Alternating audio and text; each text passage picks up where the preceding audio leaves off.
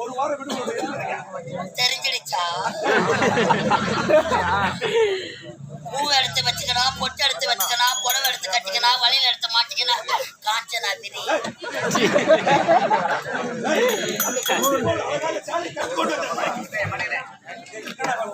என்ன வேலை?